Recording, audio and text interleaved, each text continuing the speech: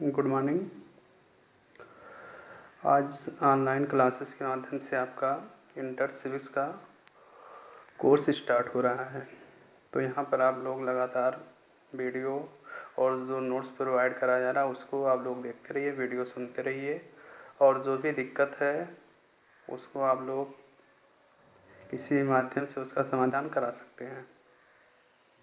जैसा कि आपको सिलेबस पहले ही हमने बताया भी था, आपको उसको नोट्स भी करा दिया गया था, जिसके आधार पर फर्स्ट पेपर आपका जो विश्व की समकालीन राजनीति है, जिसमें पहला लेसन आपका शीत युद्ध है, जिसे कोल्ड वार के नाम से भी जाना जाता है। अब यहाँ पे हमको समझना है कि शीत युद्ध क्या होता है। आपने युद्ध का नाम तो सुना होगा। युद्ध का मतलब होता है लड़ाई झगड़ा। जब दो पक्षों में किसी भी तरह से लड़ाई झगड़ा होता है तो उसे हम युद्ध का नाम देते हैं। लेकिन एक कोल्ड वार क्या होता है, शीत युद्ध क्या होता है, इसको समझने के लिए आवश्यक है कि हम पहले उस परिस्थितियों का अध्ययन करें जिस परिस्थितियों के संदर्भ में इस शब्द का सृजन हुआ है। तो जब इसको हम देखते हैं तो पता चलता है कि जो शीत युद्ध का टाइम पीरियड है वह 1945 से प्रारंभ होता है और 1945 का जो टाइम पीरियड है वह वही टाइम है जब द्वितीय विश्व युद्ध समाप्त होता है।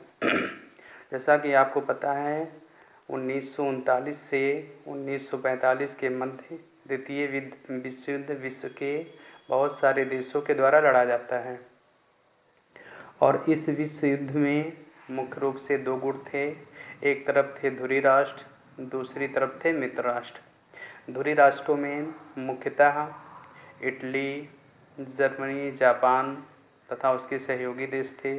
तो दूसरी तरफ मित्र राष्ट्रों में अमेरिका, ब्रिटेन, रूस, फ्रांस और उसके सहयोगी देश थे। इन्हीं दोनों गुटों के बीच में यह युद्ध चल रहा था। लेकिन युद्ध इतना भयानक होता है, इतना भीषण होता है कि उससे विश्व के सभी देशों की आर्थिक स्थिति काफ़ी खराब हो जाती है। युद्ध समाप्त होने के पश्चात कोई भी देश ऐसा नहीं रह जाता है जो अपनी अर्थव्यवस्था को, अपनी सामाजिक सांस्कृतिक व्यवस्था को संभाल सके। लेकिन इसके बाद देखा जाता है कि दो नई शक्तियों का उद्भव होता है, जन्म होता है। एक तरफ संयुक्त राज्य अमेरिका तो दूसरी तरफ पूर्व सोवियत संघ। ये दोनों शक्तियाँ शीत युद्ध के काल में एक ही गुट यानी मित्र राष्ट्रों में शामिल थीं। लेकिन शीत युद्ध समाप्त होने के साथ ही साथ इनमें दूरियां बढ़ती जाती हैं और वह दूरियां बढ़ते बढ़ते इनके आपसी संघर्ष का रूप ले लेती है विश्व युद्ध समाप्त होते होते।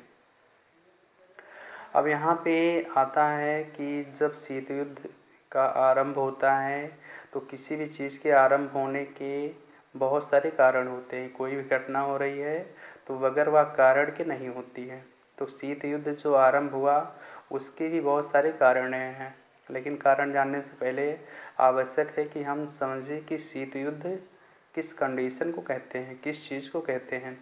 इसको जानने के लिए जब हम इसकी व्याख्या करते हैं शीत युद्ध, तो इसकी व्याख्या से यह तात्पर्य निकल के आता है कि शीत युद्ध कोई अस्त्रों शस्त्रों से लड़ा जाने वाला युद्ध नहीं है, बल्कि यह एक वैचारिक द्वंद्व है, विचारों की लड़ाई है, जिसमें दोनों पक्ष आरोप प्रत्यारोप एक दूसरे पर आरोप लगाते हैं, प्रत्यारोप लगाते हैं, एक दूसरे की आलोचना करते हैं, बुराई करते हैं, एक दूसरे के विरुद्ध अपने संबंध अन्य देशों से मजबूत करने का प्रयास करते हैं और यह ऐसा इसलिए करते हैं जिससे वह विरोधी पक्ष को कमज़ोर कर सकें। तो इस प्रकार से शीत युद्ध से तात्पर्य उस वैचारिक द्वंद्व से है, वैचारिक संघर्ष से है, जिसके माध्यम जिसमें बगैर हथियारों का सहयोग लिए हुए एक दूसरे पक्ष को नीचा दिखाने की कोशिश की जाती है। तो इस शीत युद्ध का जो पूरा कार्यप्रणाली है, इसकी रूपरेखा है, वह दो देशों के मध्य में संचालित होती है। एक तरफ संयुक्त राज्य अमेरिका, दूसरी तरफ पूर्व सोवियत संघ। और इन्हीं के बीच में चलने वाले 1945 के पश्चात के संघर्ष को शीत युद्ध के नाम से संबोधित किया जाता है। इसके बाद की वीडियो कंटिन्यू बनती रहेगी। धन्यवाद।